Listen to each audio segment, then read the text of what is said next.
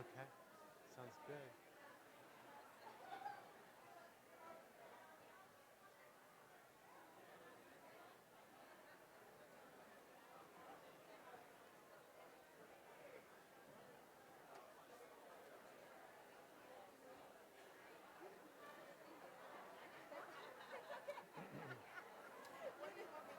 You don't have to. He's fine going starting him. It's like if the deans all did it.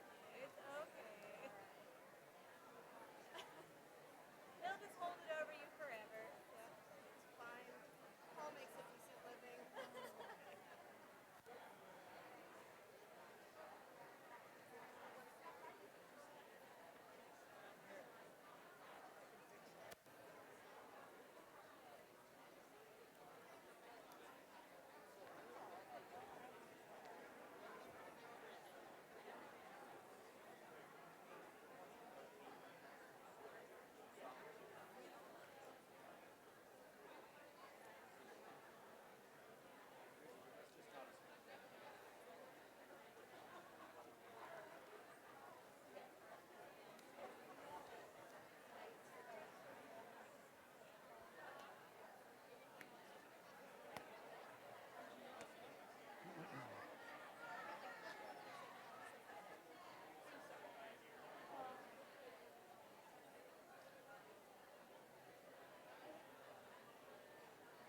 can let people in the back know that it's fine out here.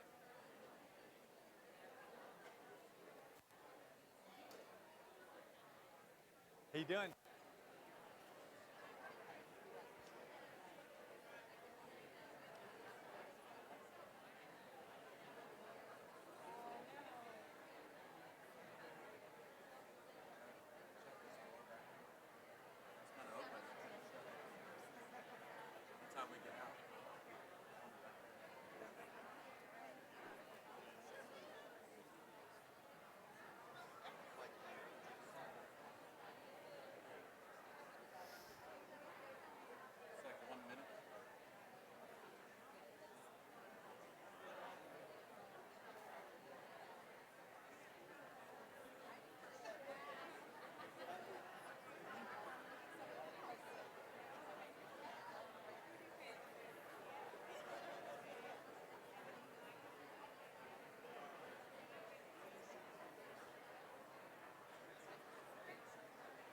Good afternoon.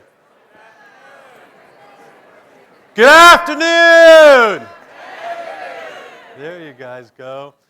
For those who don't know me, my name is Jay Golden, and I have the privilege to be president of Wichita State University. I'm kind of looking around and laughing. For those in the back, there are seats in front. I used to say that all the time as a professor. The first class I ever taught as an assistant professor at Arizona State University was to 455 students, about the size of this theater, on Friday nights from 5 o'clock to 7:40 in the evenings. Class 1 was about this size. About class 6 was about this size. What a terrible day to have to teach and terrible time. I'm also kind of laughing. I was principal for the day like 3 weeks ago at Northwest High School. It was the day that the Kansas City Chiefs, my new adopted football team, yes, I'm a bandwagon fan. What a great time to be a bandwagon fan. Yeah. It was the day they had the Super Bowl parade. And so I was principal for the day, so I walked in, I was going to make an announcement. I said, my first announcement is we're not going to have classes, we're going to watch the Chiefs parade. And they looked at me and said, bless your heart. This is an honorary degree. We're having classes. Now go do the rest of the stuff. But evidently, I can stop Wichita State for an hour or so. So when people are calling and the phones are ringing, oh well. I hope you guys don't mind. I'm pretty informal. I hate standing behind a podium. I have restless leg syndrome or whatever, so I like walking around and just being casual. I thought I would spend the first part of this just kind of giving you an update on what's happening at the campus and things I've been finding. There were some questions that actually were emailed to me, and I thought I would kind of go through some of those questions because I'm guessing by some of the emails they're consistent questions that are across the campus. And then most of the time I just want to open up for questions that you all have that I can try to answer. So I have really officially, it's not even my 90th day to my staff. It feels like the 9th year, but really it's only about the 90th day. If you guys recall, I was named president October 31st of last year, Halloween, trick or treat, here I am. And then really tried to start October 31st moving forward with, and I started actually during the interview process, even before the interview process, trying to do due diligence, really trying to understand, and I'm an engineer, so I look at data, so I was looking at a lot of data. But from that point forward, October 31st, really, as most of the deans, and most of you have been participating deans and division leaders, et cetera, I asked for binders. And so I've had fun reading through all the binders, really trying to understand the data. Where are we at? And more importantly, I'm pretty transparent. It was kind of a shot across the bow. These are the things that I want us to be looking at. And have you been paying attention to it? And for the most part, we have. It could be from the academic side. What's your first year retention rate? What's your 4, 5, 6-year graduation rate? How many of our students are actually on sponsored research programs or doing internships, class ratios, those type of things? Staff, diversity, all things that are very important to this institution. And then I've been trying to do town halls. So I've hit, this is really my last town hall. I've hit every college. I have separate town halls for students. And then I have town halls with faculty and staff from across the campus. And then trying to go around to different divisions and have meetings. This is by and far the largest. I have no problem doing these larger ones, but I have also no problem supplementing this with going to certain divisions and having divisional meetings. I haven't had meetings with each of the centers and institutes yet. I just really got done with the colleges, and I really wanted to work with the colleges, and especially the students. Hopefully you see me around. I try to get here early in the morning, set the tone, and usually leave here a little bit later. And I try to be walking around the campus, both in places like, anytime you want to come up, you can look at my office. It's a conference room with a lot of photos of faculty and staff and students. And in the very, very back is a little desk, and that's intentional because I try not to be in the office. So I try to make myself available. In the mornings, you'll find me in Chakra Hall with students or faculty or staff that get up there early. Typically, it's only the athletic teams that are having breakfast at 6:30 or 7 in the morning, so I see the same faces, but that's okay. But then walk around RC and walk around campus. I just think it's important to be visible and for people to feel comfortable to come up to me, ask for coffee, have a meeting, or walk with me around campus and tell me what's going on, hence why the town halls. Okay, so what have I kind of learned? Things that I think you all know and kind of where we're going. So I took those binders, and then from the binders had the town halls, but also from the research I was doing before, and I established some task forces. Task forces all have faculty, staff, students, and in most cases we have either alumni or community members that are part of it. I can go through a couple. And this relates to some questions, or a bunch of questions on professional development. Not offered enough. This is the impression I got from the emails. Not really offered enough. Some departments are better than the others. Not prioritized. And so I'm really trying to live to the motto of transparency and shared governance. And so rather than just come in and say we're going to do this and this, in many cases I try to just identify problems that that you all have brought to me or others have brought to me. In some cases, I provided some ideas or solutions, but asked for the task forces to work on them. So the task forces are about halfway done. They're about their 45-day of the 90-day. And it's not going to end with that, but there'll be preliminary findings. So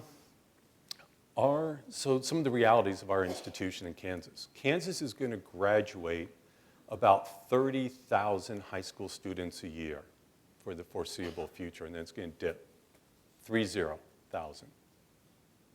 Texas is going to graduate 365,000 high school graduates a year and continue to grow, with 62% of those students being Hispanic or Latino.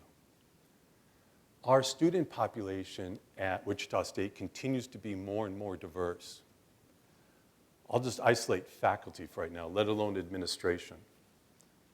Our faculty of tenure track faculty, less than 2% are African American, and less than 2%, even smaller, 1.1%, are Hispanic and Latino. So we haven't done a really good job. Well, we've done a really bad job. We have to be, candid about it. And that relates to, it's kind of disingenuous to say we're going to be really focused and have focus on trying to ensure that faculty, staff, and administration are, as we move forward in hiring, are more diverse and representative of the student body if we don't provide professional development. So that people can be the next president or deans or whatever. Hopefully here, but if not, at least you have the professional development to go on to leadership and promotions in other organizations. So the idea for that task force was created for developing, taking HR out of administration and finance, splitting up diversity and community engagement. Those are two very important things, but in many cases very different. For us, we have to get our own act together for diversity. And I'm not talking about students right now and student diversity efforts to support. Combining those and creating another pod with that in regards to professional development. So it would be an Office of Diversity, Human Resources, and Professional Development combined. And then having that report directly to the president with key metrics. Everything we're going to be doing, things I talked about where I think from research to, from leadership to diversity to athletics, you name it. We're going to have dashboards before semester starts next year that are going to be live. Everybody can see it, and we'll be able to track our progress or lack of progress in these key metrics. All divisions now have key performance indicators we're working through to make sure we're all on the same page. And I will publish all those so everybody can see them, but they're the things for each division that you would think would be very important to the movement of this institution. And those key performance indicators are going to be transparent and everybody will see. So that's one example. We have athletics. So my focus is trying to ensure right now our applications for undergraduates, it's about 7.8% up, continued. So the strategic enrollment program that staff and faculty have been working on, thank you. It's been succeeding. It's wonderful. It's almost embarrassing when I go testify before the legislator and all the legislative body and all the other regents universities are talking about enrollment decline and how they're hanging on, and then I'm the last one since the new guy, they always make me go last now, and what's it like? Well, we're up 7%. But that's a reflection on everything that people have done well before me, and we're continuing on doing that.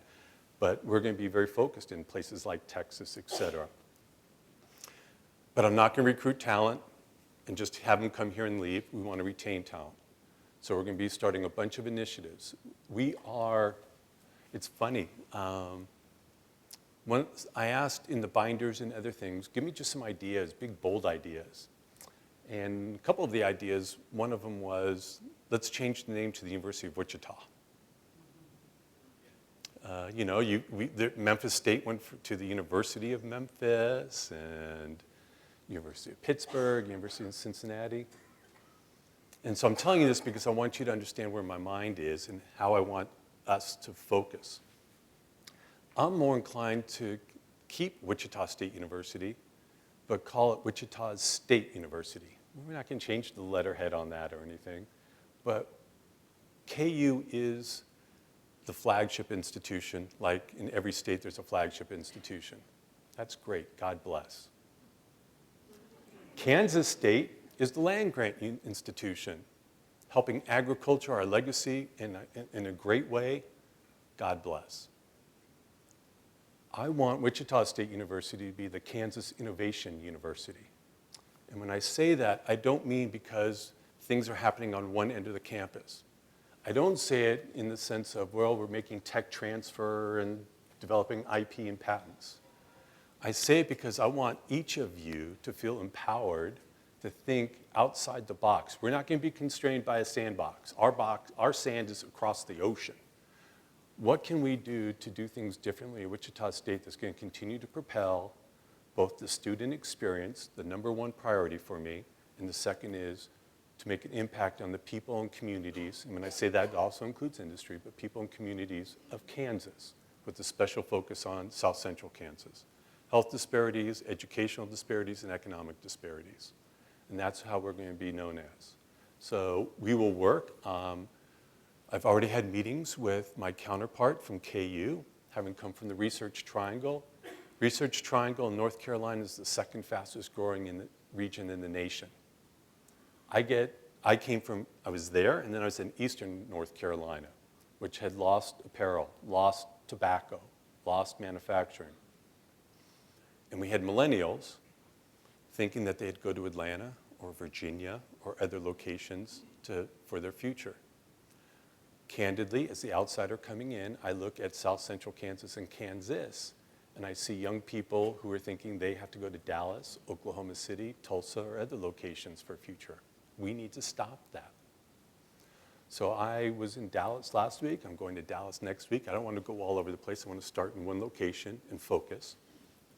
And I want to recruit talent. But I want to give them the opportunity by working with the community, developing micro-enterprises, kind of small businesses that we're going to help launch here at Wichita State over their sophomore, junior, and senior year. I'll be looking to get venture capital, and they'll stay in the communities. And after 5 years, the venture capital that we're providing them is startup funding. The in-kind free support they get from the communities for lease, building improvements, et cetera, would be released after 5 years. Hopefully they have a spouse or a partner during that period of time. And these cohorts will be helping grow the ecosystem, for no better terminology, to make a cool environment. But we're going to have to work with the community. We need arts, culture, microbreweries, that's my thing, art, and all the amenities so we can keep our millennials here and we can attract those from. Have any of you driven around Dallas lately? I mean, when I tell them I can get from Wichita State to, first time I came out here was for a off-site interview, and I had like an 8 o'clock flight, so I got up at 4:30 in the morning. You know where this is going. Got to the airport at like 6 something, and I just sat around for hours. I mean, my line at American was one person, and TSA, I was it. We have a great quality of life in Wichita. We really do. I got Trader Joe's, and I got Whole Foods. Everything I need, I got here, except I would like more of it. I'm selfish. I want more art. I want more culture. I want a downtown that's got a vibe. And so we're going to be investing in those type of things. How are we going to invest in these type of things? Well, this comes to facilities, another question. What are we going to do with our facilities? Because we have some real pieces of you-know-what. And as all state institutions do. You can name a handful of Michigan, UCLA, I kind of stop after that have really huge, UNC, Chapel Hill have huge endowments. And even Chapel Hill's got bad facilities. So a space utilization study was done. And basically, and this relates to another question or complaint that came up, which was parking. We have a lot of classes taught on Tuesday, Thursdays. We need to distribute. We're underutilizing some of our facilities. We have opportunities to really be more efficient. And now we're doing the same thing from research, right? I don't think that a faculty member who hasn't done research since the Jimmy Carter era should just have a research lab full of boxes. But the deans and the chairs are going to work through that. But I want to be transparent. We are going to compress our campus. What do I mean by compress our campus? And this relates to facilities, because all of a sudden the innovation campus has grown and facilities department hasn't grown with that. So I'm not a believer in spending good money, the limited good money we have on bad buildings, or just bad things, period. So we're going to look at, and I'm continuing to walking around the facilities. I just did fine arts at the end of last week. And facilities that are just junk, that would take a considerable amount of R&R money, that's renovation and repair money. We're going to be tearing down some old buildings, but not until I know where we're going to move people and that I can be assured that I have the funds available to build newer buildings. The Board of Regents is very focused, not for this fiscal year, but the following one, through some bonding mechanisms to really increase the amount of R&R money. So I want to work across the campus as part of shared governance to identify those buildings then, after we've already identified those, some buildings need to go, I want to identify those buildings which are the priorities to invest in across campus. And this isn't just for academics. Police, no, I'm trying to relocate police, facilities, the same thing. We've tasked, and this relates to parking, I've tasked finance administration to think creatively. Remember that sandbox? Step out of it. Step out of it. What can we do for public-private partnerships for parking, for energy? What are we doing? Because when I walk across the street at most universities, I can go to a bar, a restaurant, something like that. On our campus, I can go to a cemetery or another cemetery or some empty lots. So I am looking at all the facilities that we have that we lease off campus, and there's a lot. And what can we do to bring it closer to campus and enter in some public-private partnerships so we're not laying out the capital and guarantee that our staff and faculty will use part of it. I'm not inclined, I'm trying to buy back, I don't know if it's going to happen or not, I'll know the next Board of Regents meeting, buy back the flats and suites. It will reduce our cost by about $20-some-odd million, about $500,000 per year. And I would be able to guarantee, 'cause I want that student experience to be number one, I'd be guaranteed for the foreseeable future there'd be no rate hikes as students move into the flats and suites after their sophomore year moving up. That's what I would like to do, right? That's my intention. I really want to minimize costs to the students. But we're going to look to develop around our campus. I want a better feel for our campus. I want more amenities. I want places that people can go for an international grocery store or whatever it might be around the campus. So that's another thing. I want the climate of the campus, this is what I've heard from students. We don't have really good 24-hour study space for our students. We need to do that, so that's a priority. We need multicultural facilities. We need to combine facilities for our students. I also think, though, that we have to be more focused on and deliberate that as we're thinking these new buildings, that people from facilities and other organizations are part of those discussions. What type of things work or don't work, and what does it mean to staff and all these? I'm focused on convergence sciences. Right now, my perception is that not only I, but others believe there are haves and have-nots. Business school's getting a new $50-some-odd million business building. God bless, it's great, you know, I wish everybody did. But I also don't want everything to be on one side of the campus. I think for us, we have to respect everybody. And the first thing I can do is focus and make sure we respect everybody's scholar there. Everybody has scholarship to provide. So convergent sciences is not interdisciplinary. Matt could be engineer and I could be business, that's interdisciplinary, but it doesn't bring in the social scientist, the humanist, culturalist, right? Physical sciences, life science, all those things. So the convergent sciences is saying we are going to bring everybody together, faculty, staff, students from the different disciplines together to address grand challenges, societal problems. And so we're asking the faculty to do that. Why am I telling you all this? Because that's where we're going to invest in moving forward. Things that engage the entire campus, part of our community. I want to, starting next semester, not have classes, let's say on Tuesday for a half an hour. And I want all of you out of your offices. I want my rear end out of the office. I want all the faculty, deans, and anybody else together on the campus with the students. I want to be able to ensure that faculty or the president walks up to a staff member and says, hey, how you doing? I appreciate everything. I want students to feel the same thing. So we're going to try to do all these different efforts to be very deliberate in building a sense of community. I want students to be given cards.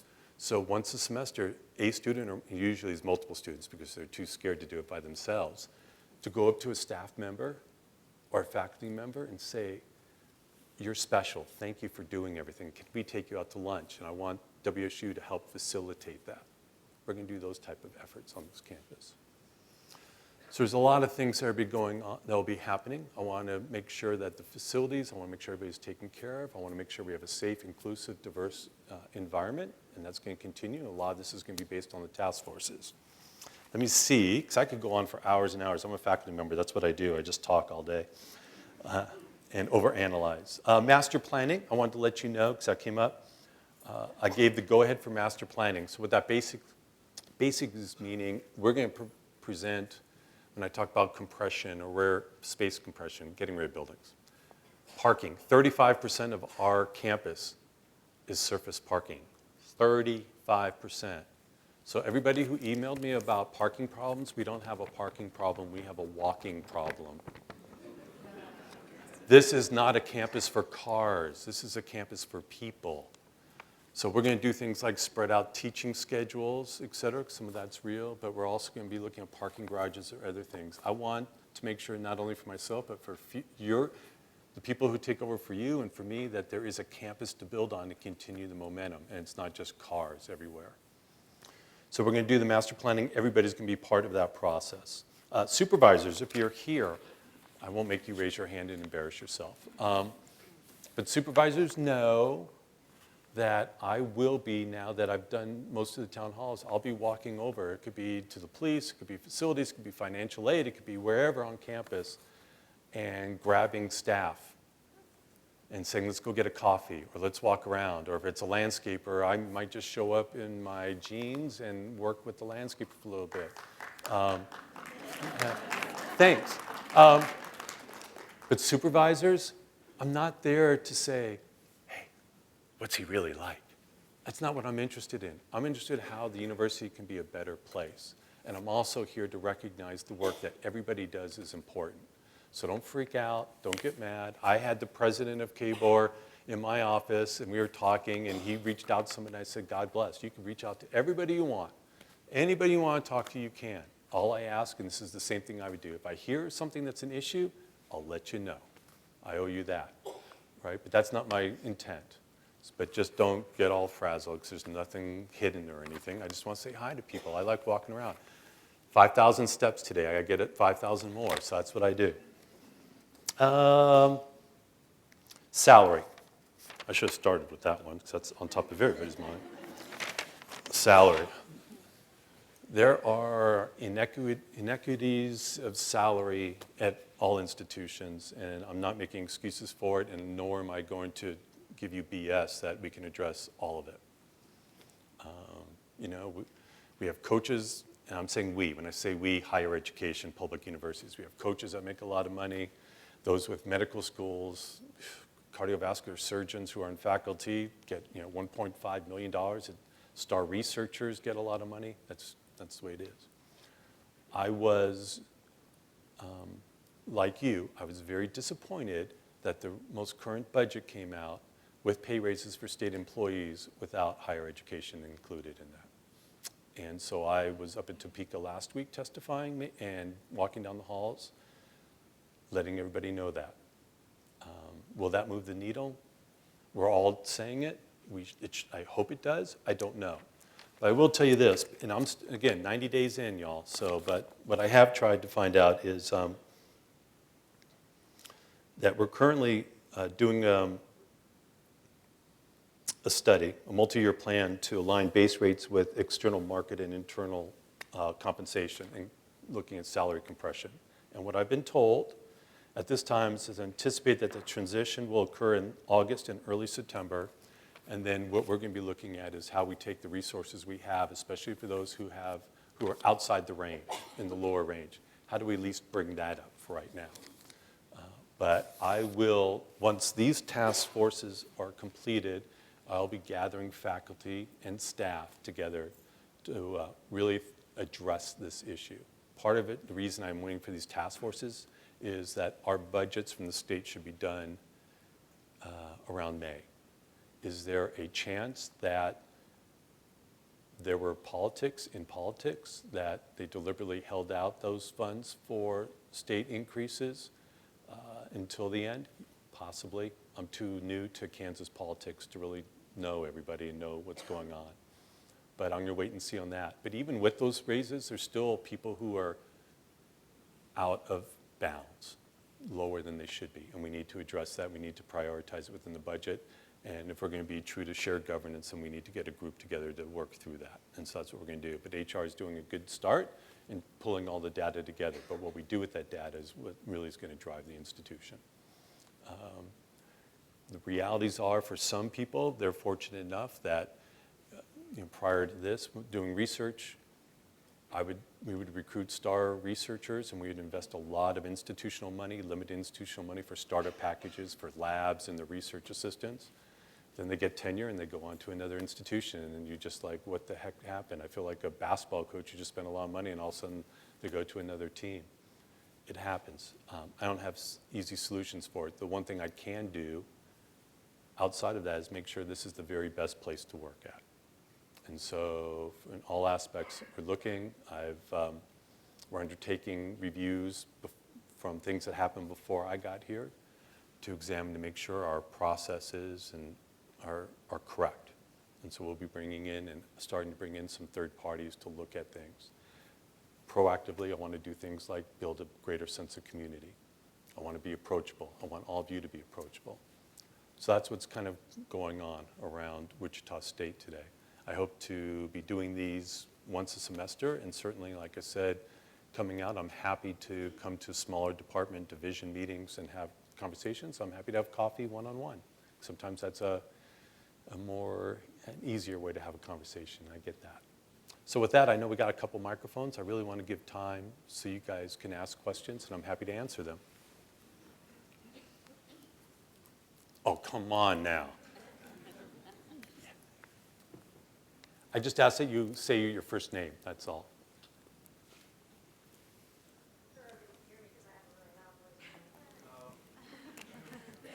My name is Janice. Denise. Hi. Janice. Janice. Hello, Janice. I'm with mathematics and statistics. This actually is a question one of my instructors made a comment during the tornado drill the other day. When they don't have phones, we can't even hear the sirens. They want to know if there's a better way of being able to know that there was a tornado drill the other day. Uh-oh. Because our buildings don't have them anymore. Which buildings? Jabara Hall used to have clocks that went off when there was a drill or anything. Active shooter, they don't work anymore. Okay. I'm going to let the chief answer that. I can only tell you and I wasn't here for it. I was off-site with the superintendent of the school districts touring the high schools around town. We had them at ECU also on your phone and your computer and everything else that would go off. So you're saying in the absence of phones? Yeah, well, he In the doesn't. absence of cell phones? In the absence of cell phones, yes, because he doesn't, and you can't hear the sirens either. Right. I was outside, and I agree with you. I was outside about that time, and I was listening, having trouble hearing the sirens a little bit too. That might be an issue, to work radar county-wide with the sirens and stuff like that if people aren't hearing it. We do rely a lot on the cell phones. You're absolutely correct, and that's the way the millennial generation prefers it. We have our own dispatch for anybody that doesn't know. I don't have to rely on the county or city dispatch. We push out our own information from our own dispatch. Primarily, that is often the phone. You should have also been getting an email. Well, But the point is, Yeah. we need to figure out a way to get sirens closer on right, campus because and louder. like psychology is above us, and they didn't even get their messages till theirs were staggered. Yeah. Yeah. Okay. We have So to do a better job. It staggers Okay. when you Yeah. push it even through. I would, definitely noted, and I appreciate the feedback. I know we pushed it out, but if there's mechanisms that were failing, then not to my knowledge, no sirens on Right. campus, so we have to rely on the cities, and you're all right, it is a little bit faint. What I think the problem is that the faculty member doesn't allow cell phones in class. Like, they're supposed to put them away because they were doing testing or whatever. And in that case, there's no way to alert people Right. if we don't have like some kind of campus-wide way to push that out that Sure. doesn't involve a computer or a cell phone. Right. Okay. And I guess, I understand that. I teach too, and when I'll always have my phone as the instructor if I was going to have that policy to know that, okay, something's going on, or, to alert the class that way. But that's, I think, individual classroom management. Sorry. My name is Marcia. The depth of it is the alert system we used to have no longer works, period. And those are the clocks that are in classrooms, which professors use for timing their students' tests. We had one that wasn't working in Hubbard Hall. They came and took it out. It's not being replaced. is there going to be a new system to replace the old alert system? The old antiquated, like banner type clocks? Yes. Those are the ones you're referring to? Yes. There's currently not a system now, but if we want to take on work orders and put that in place, if you would like that technology to rely on those type of banners. Can I interject? Please. I don't think we're going to solve that problem Right. now. No, But I'm- I think I'm- we've identified there is a problem. We'll get Yeah. groups together and we'll figure out what is the most elegant solution to it so that everybody gets warned on time in the place across campus and there's no gaps. Yeah. Okay, then my question to you is. Yes, ma'am. When you drive down 21st Street, there were buildings that were owned by Cessna, Boeing, all that for training. And now they sit empty, but some of them are being filled with like open door and all that. The reason why I think there's a difficult time of getting this community is because of the area that we are in. I mean, there was high theft in that area, and that's a lot of reason why there's not very much change. I would love the change, don't get me wrong, but it's updating the area that we are in also, getting that to help us. So we're going to do what our part, which is multi-phase. So one is we're going to work around the perimeter of our campus where we have property or we have partnerships, but we're going to do that with the community, like Fairmont, so that we're not doing gentrification, and that we're meeting the needs not only of the campus community, but our neighbors, right? So that's why I've been very outspoken to developers that we are going to push back on developers, even if it's property or things we're not involved with, that are just, like there's apartments going up right now. There's nothing on the first floor. That started before I got here, but I will be at city council meetings saying, no, first floor has to be retail of some, not vape shops, not tattoo bars, I'm sorry, but stuff that serves all of us. Then we're creating, right now a task force is looking at the community engagement, what that really means. But I think we have to do, we're doing a lot for community engagement. This university, from my observations, has a lot of things that we're doing, really great things, but a lot of things that aren't coordinated and sometimes duplicitous, or we don't know where the gaps are. So we're going to be more coordinated and trying to work with council, with county, with private developers, with foundations to figure out what we can do around the campus outside of a one block radius, but a larger area. So while other people are looking to think about a question to ask, I'll give you some other insights. I talked about working with my counterparts. I've had discussions with KU. I have an interest in combining our health sciences with their med school.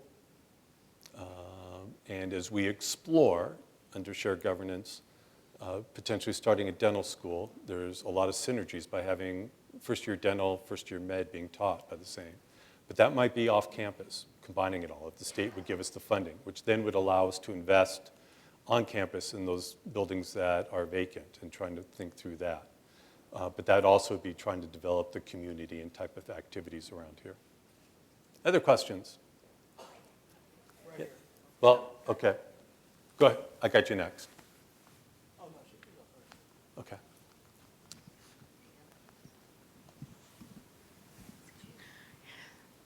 Deborah, my question is just, you're around campus. Are you going to come visit McConnell and some of the other campuses and say hello and see our students as well?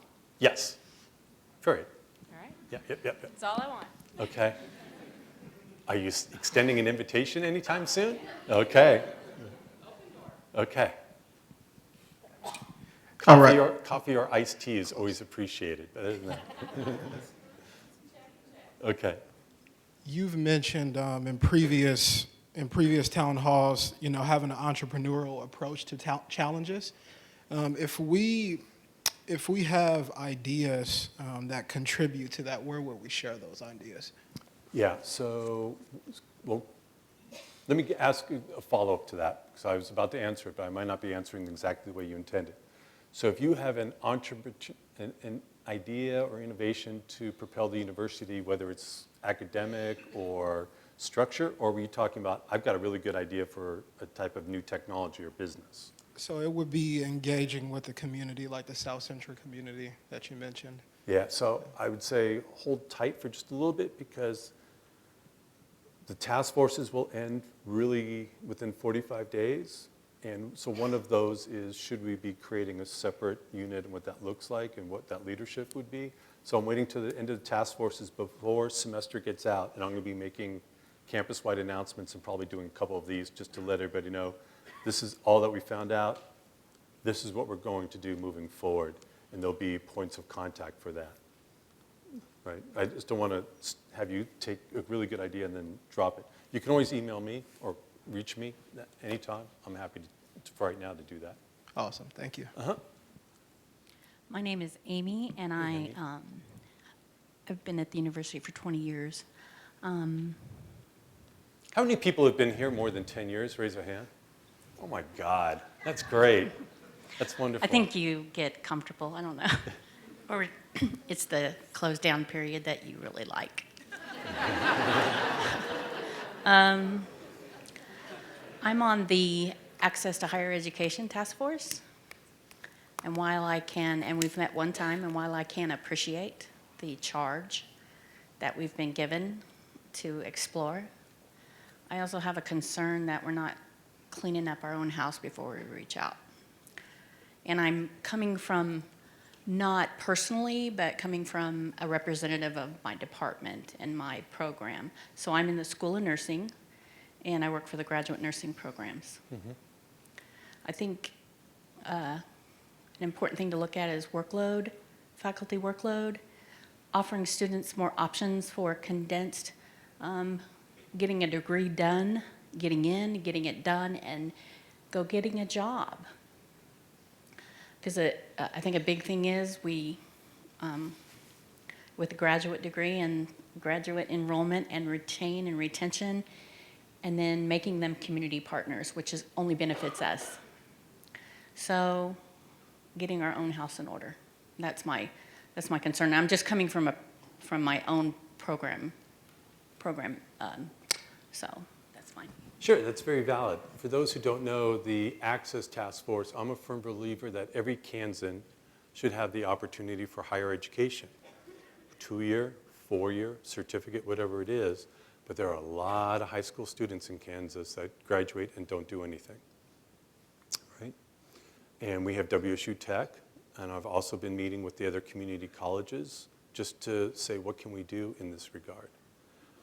Trying to work with foundations and donors so that, and that's why the push for research for our faculty.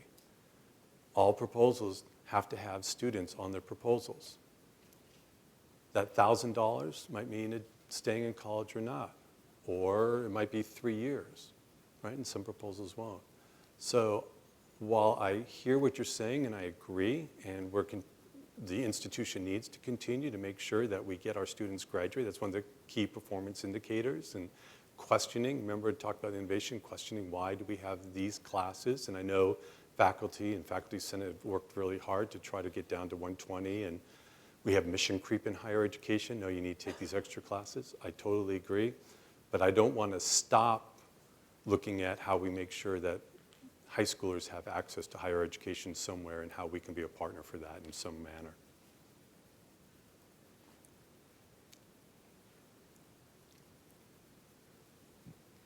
My name's Marcia, and I was just wondering what you are working towards in regards to organizational development with all these big plans.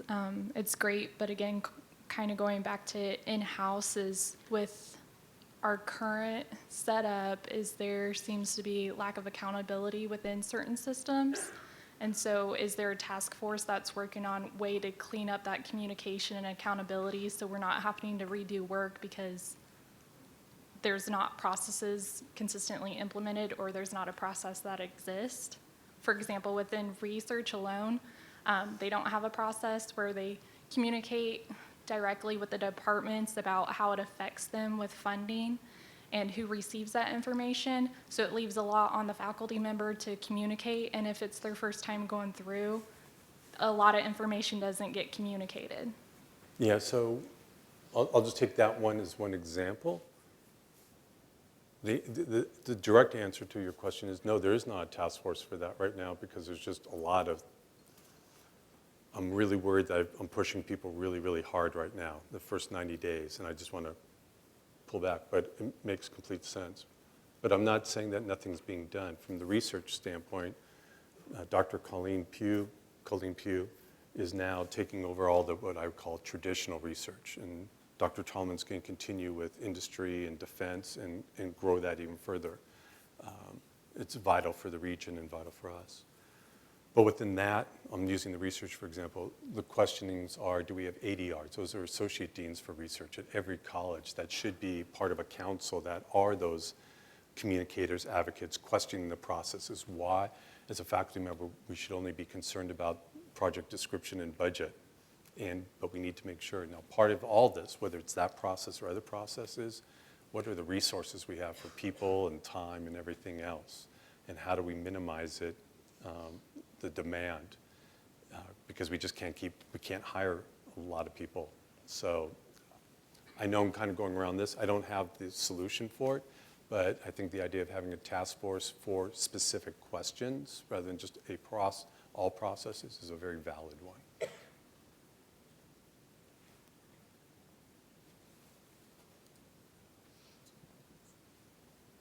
While we're waiting, just remember, I think 8 o'clock tonight, Wichita State basketball. I was at SMU. That was my first travel game. And I have to say a lot of shockers. And my godson goes to SMU. And literally with 15 minutes left, I texted him and said, well, your team showed up. He was sitting in the student section, and our team really didn't. Joke's on me. That was a lot of fun. Hi, my name is Susan. First of all, on behalf of all of us in the room, thank you for doing this. It's appreciated. My question is, let's pretend that you have a magic wand. Everything's going to fall your way. All the chips happen the way you want them to.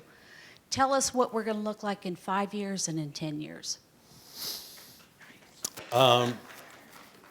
We would be recognized by our peers. I'm not into rankings except really for like the U.S. News and World Report. I'm not into rankings for that because that's saying you're not letting people in, right?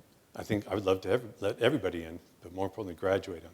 So I'd say in 5 years, we continue to have steady enrollment because the parents and the students know that they're getting a really good education, that Wichita State is innovative in the way we do education. They have opportunities for real-world experiences and getting paid.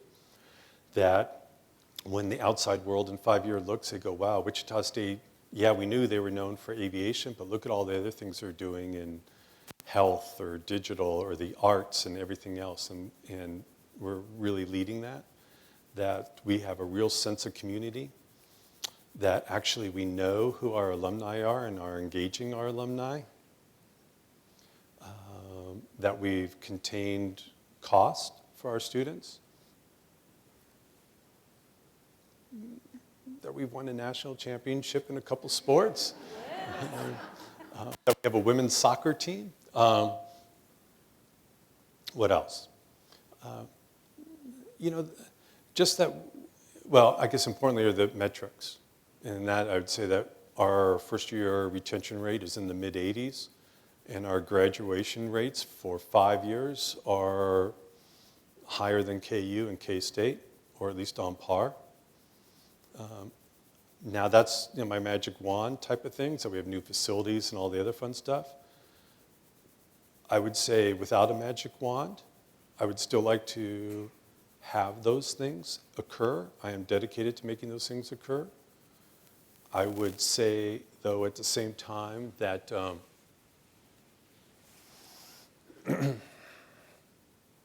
those next 5 and 10 years are going to be difficult ones for higher education.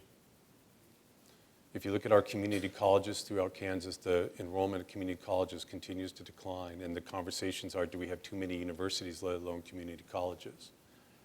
So I think for me, it's that we have been part of the solution to that. and I don't know what that is going to look like. 'Cause it's a scary thing. Not only the numbers in Kansas, so I'd say successful micro enterprises, and we figured out a way to maybe not completely turn off the spigot of people going to Dallas and other locations, but we've kind of reversed it, and we have people migrating into South Central Kansas. But it's difficult. You know, higher education's under attack, y'all. I think everything you do and everybody here, you're serving a really noble purpose. I want to see that in 5 years we're very much a mission-driven organization. And by that I mean that our research, even if it's diverse in the community, that we're focused on really disparities, that we're focused on helping the people in communities of South Central Kansas. And we have the respect of the community, and we're doing really neat things. Because that's going to be the difference between us. If we're making a difference for the economy, and we're making a difference in things like education and health disparities, that's a tough narrative to beat up. And politicians and others are beating us up, us being higher education, right? Faculty don't work all the time and get big salaries, and you keep increasing tuition rates. I have a daughter in college, and we just got the bill for her college for next year, and it went up 7.5%. In the first year I paid her tuition, literally the next day, I got a letter from their development office saying this is a great time to make a contribution to the university. And my wife and I both looked at each other like, with what? You just sucked everything out of us. So, yeah. And that we're still having these conversations in a good way, two-way dialogues.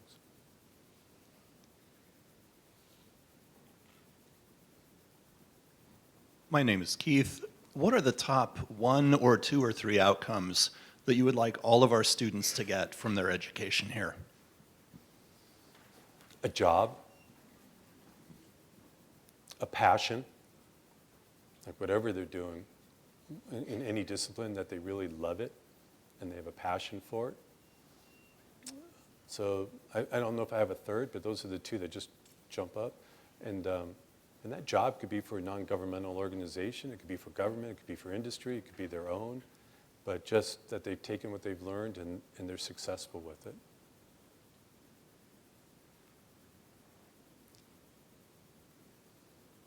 Other questions? I'm Alexia. As the campus, you said the campus is growing and you want to move everything to, I'm not sure, but as the campus grow, will we just keep the same employee? Will we get more employees, or just work with what we got and do the best we can? Because some of us take pride in what we do, but yet sometimes we get told to do it a different way. And I've been here so long, I got a system down that I kind of get stressed out because they tell us to do it a different way. You know, but as the campus grow, will we get more employees? Yeah, so I think 2 parts to that. So one's campus growth. So will the campus grow in student population? I certainly hope so. And that is one of the funding formulas that would allow us to hire more employees. I would also say that we need to be cognizant of the employees that we have, and I'm just going to speak for administration, et cetera, to try to keep it neutral as it grows and to invest in where we need the growth in employees. As a physical growth, I don't know if you'll see so much of physical growth because I'm going to be trying to offset that, right? Tear down a building for a new building and not just say we've got lots of buildings, lots of space, because not only is it repair and maintenance, it's energy cost, it's personnel cost, it's all those type of things. So it's really trying to think through that as well. The other part is, I got to be careful how I say this. Elections come up, and while I'll never go to a legislature or a governor or anybody and say, because it's a non-starter, we're still not up to 2008 levels in funding after the Great Recession. That's when I talk about we're going to be mission-driven and we're going to do the economy and stop the millennials. That's something I will fight for all day and say give Wichita State funding to help us make that happen. And those are the two ways, plus trying to get donors. And to get donors, I want to have results, and I want to make sure they're excited about Wichita State.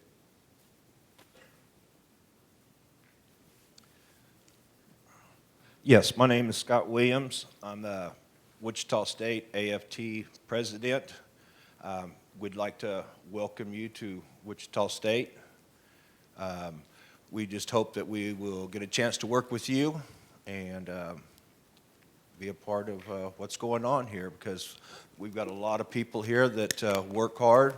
Just like Lexi said, whether you mow, you cut down trees, whether you're painting the hallways or not, we have pride in what we do. And we've got some things that are broken over there.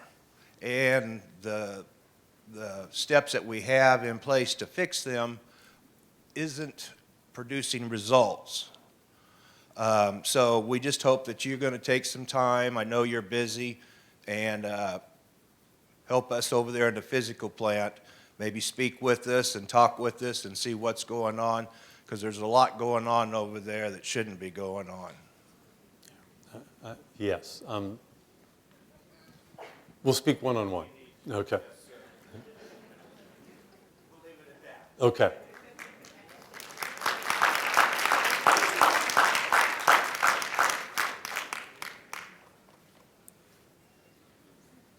So there's time for like one or two more questions. I know we got one right here.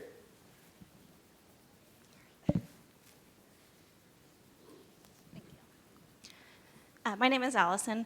Hi, This Allison. is maybe kind of a narrow question, but since there weren't a lot of other questions, I thought I'd go ahead and ask. I was curious if any of the task forces are looking into the structure of centers, or if there's any plan to look into that. Because when I hear you talk about convergent sciences and innovation, I work at the Center for Combating Human Trafficking, and when I think about what we do and what CEI does, we're already doing it, and there's a lot more opportunity for us to grow, but I don't know that people understand what we do or how we do it. Yes, I think the answer is looking at centers and institutes and how that relates to task forces. So one is trying just to understand the overall structure of the institution after the task forces come back, and like in this case, community relations, maybe not, research, I don't know. And me being able to go around now that I've finished these town halls to go talk to each of the centers and programs. I've only been able to talk to one program, if you will, and that was just last week, and that was Gear Up and Trio, which do incredible work. I was blown away. So we'll have those conversations figured out. Last question. Hi, I'm Danae. Hi, Danae. I work in the research office, and I know you're wanting to grow the non-industry research. With your background, what do you see is needed to do that?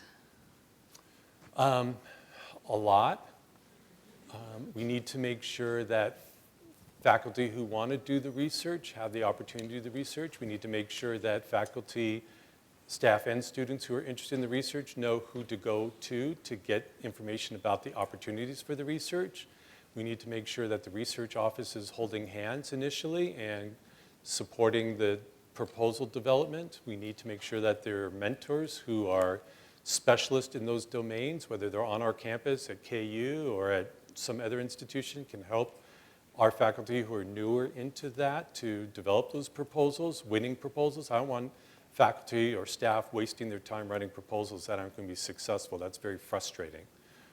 We need to make sure that as we do grow, and I hope we grow, that we're prioritizing programs where we can have faculty from different disciplines come together to address whatever it might be. That's the hope of the convergence sciences. I can go on, but a lot. And so that's why we're focusing on that, and I'm going to be spending a lot of my time to help support that. I think it's really important. We talk about facilities, and for those who aren't really focused on research, but as we grow our research, we have a negotiated rate with the federal government. So instead of industry, if it's National Science Foundation, National Institutes for Health, whatever, there's about 50%. So if the proposal is $100,000 in direct costs, people, et cetera, $50,000 on top of that comes back to the university for money we've already spent for the lights, for the equipment, for the library, et cetera. That's important for us to help maintain our facilities.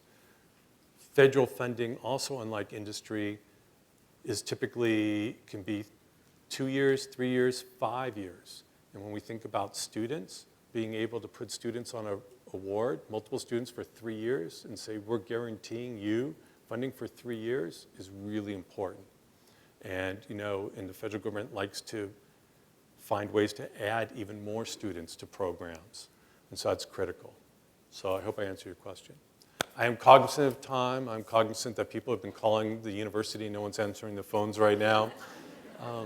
I do truly, I appreciate everything you guys do each and every day for our students, for everybody else, for your partners and your peers. I hope to have more of these ongoing, and feel free from your departments and divisions to invite me to come over for more intimate discussions. Invite me over, tea, coffee, and whatever else, I'm happy to. The one thing I just want to leave you with is, and I truly believe, and I tried to put in the newsletter as another way of communicating, and any other ways I can communicate, let me know. I am so excited about our future, truly. I can't say that for every institution in Kansas. I can say that for Wichita State University. There's so much that is going on here. One of the reasons I'm driving my staff nuts, deans nuts, and others, and saying we need to do this, we need to do it now, is it's there. It's there for us to do. And I'm just scared if we don't move on it, someone else will step in, or the opportunity will be lost. So let's just do it, right? And let's have fun doing it. So let's make sure we treat each other nice. Let's have fun. Let's have that shocker pride, and let's enjoy having our students on our campus. Thanks, and just have a great day.